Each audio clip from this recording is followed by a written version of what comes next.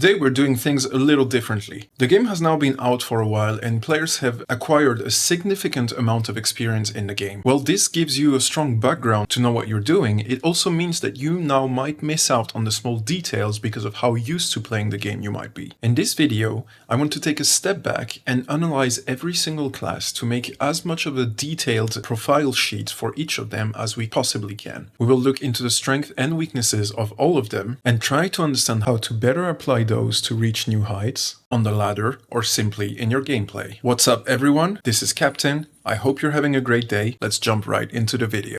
Medium class. Class name, medium. Role, assault, support. One of the strongest aspects of the medium class is that you will have access to a very versatile option between offense and defense. You will not have to choose between speed, firepower, or support. The medium class gives you access to all of those at a very high and efficient rate. This makes the medium class absolute key to supporting the rest of the squad since the beginning of Season 1 and probably ongoing for many seasons to come. To support that, the medium class has access to very strong gadgets such as the jump pad, which give you the ability to jump and course through the entire maps in very short time frames, rendering this gadget vital to the efficiency of your team. The class itself is focused mainly around automatic weapons such as the famous Fcar and the AKM, but will also have access to different kinds of weapons, rendering it again quite versatile compared to other classes like the CL40 with the grenade launcher or the R357 with its extremely precise recoil fire. The medium class is a pivotal role in the games of the final and will therefore have to have a focus and a very strong objective-centric approach to the game. You will have to support your team by giving callouts, targeting the objective, timing your attacks, and organizing your defenses for your team. Most of the time you will be either behind your heavy, supporting them with either a healing beam or at least suppressing fire, or you will have to support the lighter builds or the other medium builds in the attack or the defenses. The choice of the specialization of the medium build strongly influences the game plan and will therefore have a very strong effect on the rest of your game. If you choose to go for healing beam, you will have a major supporting role in the following game, while on the other side, if you choose to go for dematerialization, your role will be much more offensive via strong flanks that you will have to organize. The primary weapons for the class are mostly assault rifles, such as the famous Fcar with its 250 DPS and very strong holographic sight, but you will also have access to secondary weapons such as the Model 1887, which are extremely powerful and very game impacting. We are also seeing Embark buff the FAMAS repeatedly, with probably having the targets to move it forward in the meta. We will therefore have to watch closely how the gun is doing over the next few weeks. When playing the mid-class, you can expect to have a very strong durability because players will be playing around you. The heavy will be there to protect you with its shield while you are either healing him or doing suppressing or bruising damage to the enemy teams, but you can also expect speed to be part of your kit. Your size will give you the possibility to go through vents, for example, or to go through the walls and the breaches that your team has created, but you will also have the chance to operate very strong flanks via the gadgets you have or your squad has prepared for you, such as the breach on the light build, or even if the other mid is playing dematerializer. On top of that, the weapons might not be the most extreme range within the game if we compare it to maybe the heavy class or even the light class with the numbers of weapons they have, but the weapons that are inserted in the mid class are actually very strong and very impactful. The Fcar, as we've mentioned, has a very strong sight which will help you correct your aim while you're shooting, while on the other side you can use the AKM and its iron sights but a very big magazine capacity which allows you to correct fire while auto fire. The Model 1887, which has very strong shots within the first 15 meters, meaning that you can down a whole entire heavy with its full health in just under 3 shots. Or the CL40 and the grenade launcher, which will give you the chance to actually synergize with the rest of your team and bring splash damage to your offenses. All of this means that you will actually have a very strong impact in terms of damage output throughout the entirety of the game, even if you are focusing on the support role. Talking about the support role, we can also add that the sustainability that you bring to your teammates is vital to your victory in the finals.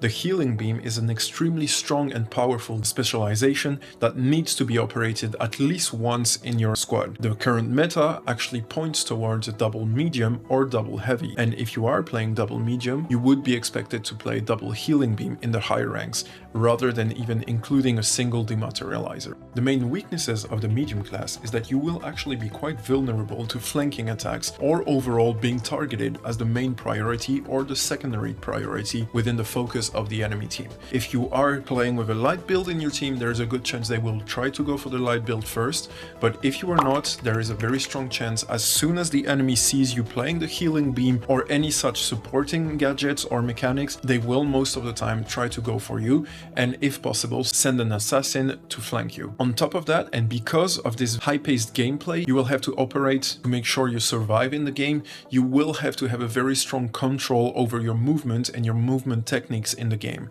Otherwise, this will most often lead to death, because apart from the jump pad, you will actually not have much support, because most of the time you will be the only healer, and that means that if you are losing health, there will be nobody else to take your health back up. This links to the next point, which is that the defensive abilities of the mid-class are quite limited, and most of them and most of your survivability will go through movement and movement gadgets. On top of that, the weapons themselves do include quite big magazines, but that does mean that you are expected to hit your target as much as possible if you're expecting to do a lot of damage. Damage per bullet is quite low compared to other guns and will therefore require a high skill cap if you want to be as efficient as possible. The recommended playstyles for mid-class is either the frontline assault, where you will lead the charge into battle, providing cover fire for teammates while maintaining map control and pressuring enemy positions. Initiate flanks with dematerializer or suppressing fire with your heavy, while your light class or second medium does the flanking. The other option is the support role. You should stay behind all types of shields and or barricades provided by your heavy.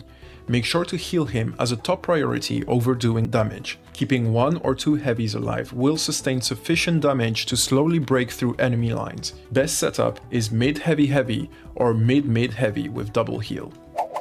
Light class. Class name: Light. Role: Scout or Disruptor. The light class excels in reconnaissance and quick strikes, using its agility and gadgets to outmaneuver opponents and gather intelligence on enemy positions. You will be expected to learn how to time your attacks or defenses to find a better angle that the enemy will not have thought through, to manage to go in there, attack, disrupt the enemy defenses, and get out of there without dying. This is a very difficult role as it stands right now and since the beginning of Season 1, because the lack of life and lack of survivability makes this a very high risk, high reward type of class. The primary weapons for the light class are mostly SMGs, such as the famous XP54 and its unbelievably low recoil fire, but also you will see a lot of other weapons on the secondary levels, such as pistols or melee weapons. The pistols, working very similar to the SMGs, are usually quite stable and with a very strong DPS, while on the other side you will have a very different type of approach in terms of gameplay through the melee weapons. The most famous one being the sword. This is still hard to categorize and include into the meta because the synergy with the rest of the team is very difficult to uphold, but if you become one of those rare masters of the melee weapon, you can actually inflict very high damage and very fast onto the enemy. The main strength points of the class are its high speed and high agility capacities. You will, thanks to those, have excellent flanking ability and the possibility to outsmart the enemy teams while playing so fast that they might not even realize what happened to them. On top of that, you can rely on very quick reload time from your weapons and strong disengage capacity thanks to your gadgets, such as the cloaking device. Nearly all weapons have a very strong DPS with very low recoil. Added to the shape of the light class, which is a very small hitbox, it will be very difficult to hit you, and therefore if you are playing correctly, will make sure that you are able to go in there, blitzkrieg your attack and get out of there. The combination of those makes it that the light class is currently probably the strongest class to ensure fast and reliable kills for your teams. While it is true that the class has some very strong strength points, we must admit that it is sadly currently covered by even stronger weakness points. Its low health, which is 150 HP compared to the 350 from the heavy class, but also its vulnerability to direct fire. people will tend to prioritize killing the light class because of how fast it can be done, but also how dangerous the light class can be if left to roam alone. On top of that, the guns usually have a very fast rate of fire, meaning that their clips will run short quite efficiently and quite fast. The class itself, as it stands, being more of a disruptive type of approach and a blitzkrieg go in, go out, will have a very low synergy with the other classes from your team, and therefore meaning that you will most of the time either be left alone to operate or will face some harsh remarks from your teammates if they do not see you perform as good as they would have expected. As mentioned before, because of the low health of the class, the time to kill for the light build is far lower than any other classes. This will lead most of the time to the light class being the priority target, because no matter what, we are all worth 33% of the entire team. Any death will mean that you have lost a third of the efficiency of your team, meaning that light build makes it very easy to breach through enemy defensive lines and should always be prioritized as it stands. On top of that, except for cloaking gadgets and very strong cloaking specializations, the light class sadly has no sustainability and will therefore rely on the efficiency of the support medium with a healing beam, and if there are none, it renders the light class extremely easy to take down. Finally, and as a very important point to add to the weaknesses, there is currently a very limited choice of viable weapons on the light class list, because most of the weapons are currently not exactly balanced or not ready for competitive meta, therefore meaning that the number of builds you should be playing if you are expecting to go higher on the ladder is actually quite limited. It will usually revolve either around the XP54, the LH1, or maybe in some cases the M11. As mentioned, the recommended playstyle for the light class is a hit and run tactic. Engage enemies from unexpected angles, retreat quickly, and repeat to maintain pressure on the enemy team. You will have to learn to play extremely fast and extremely efficiently, because enemy teams will put you on the top of the priority list as soon as they spot you. It is now quite known that a light class, no matter how good they are, is quite easy to kill, even with hip fire or spray fire, and will therefore require you to use your wits at your maximum to make sure that you're able to get in, kill, and get out without dying. Heavy class. Class name: Heavy. Role: Tank.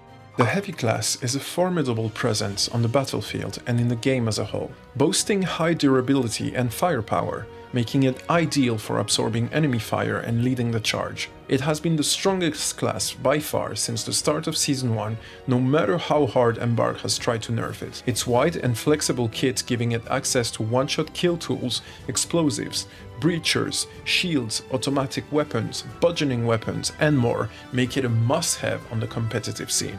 The current primary weapons of the Heavy class is revolving around LMGs, such as the Lewis gun and the M60, whom is currently standing at the top as the S tier for the Heavy class, with its absolutely humongous magazine with 70 bullets in there and a very stable fire compared to the number of bullets being spit per minute. But you can also find in the secondary weapons very strong shotguns such as the KS-23, which has just been buffed repeatedly by Embark, with probably the goal to put it on top of the meta for the Heavy class, or the SA-1216, whom has been on top of the weapons tier list for the Heavy class for quite a while now, no matter how many times it has been nerfed in the past. Also, and while I do not recommend using them, the Heavy class does have access to very strong bludgeoning weapons, such as the Sledgehammer, which has the capacity to one-shot kill light builds or two-shot kill mid builds, or the extremely strong and versatile Flamethrower. The most obvious strength for the Heavy class is its high health with 350 HP, and therefore that it can sustain damage for a very long time. Because of its pivotal role in your squad, the Heavy class will be usually targeted by the healing beam for most of the time and most of the medium's focus, which, coupled to the fact that it is the only class with access to shield, it will be very hard to take it down. The extent and the flexibility of the kit of the Heavy class make it a very difficult to approach type of enemy, and the strategies to take down your enemy defenses will have to include a path to breaking down the Heavy of the enemy team. Also, while playing it, you will have the capacity to break through most walls very easily, meaning that you will give your teammates possibilities for flanks that are not expected by the enemy team. Added to their strong weapons, defenses, and extremely strong shields, they will have access to splash damage via their explosives. For example, the RPG will give you the possibility to inflict up to 140 damage instantly to any enemy in the vicinity. This means that while you're sustaining those type of bruise damage, you will be very easily capable to synergize with your teammates and make sure that your push is actually going to be more efficient than the enemies. On the other side, and while there are not too many weaknesses for this class, we can expect some big ones that you will need to keep in mind if you want to be successful as a heavy. For example, and the most obvious being, its very slow movement speed. This linked to difficulties regarding movement around the map if you are not going through destruction, like the fact that you will not be able to go through vents, means that the class itself is actually quite vulnerable to flanking and enemy crowd control. You will have to have a very strong synergy with your team and communicate precisely as to what you are doing, what you're expecting, and what you want them to do for you to support you if you do not want to end up dead before you realize it. On top of that, the guns themselves have very slow reloading time, meaning that you will have to learn to time your attacks and your reloads properly if you do not want to be caught off guard. The structure of the class itself is also quite complex, as you will have zero movement abilities and will have to rely either on your mid or your light class if you want to organize a quick escape. That being said, even if you do end up managing to jump out of a fight, you will have to consider the fact that your class has a very big hitbox and that even in the air you will be a very easy target. There are two recommended playstyles for the heavy class.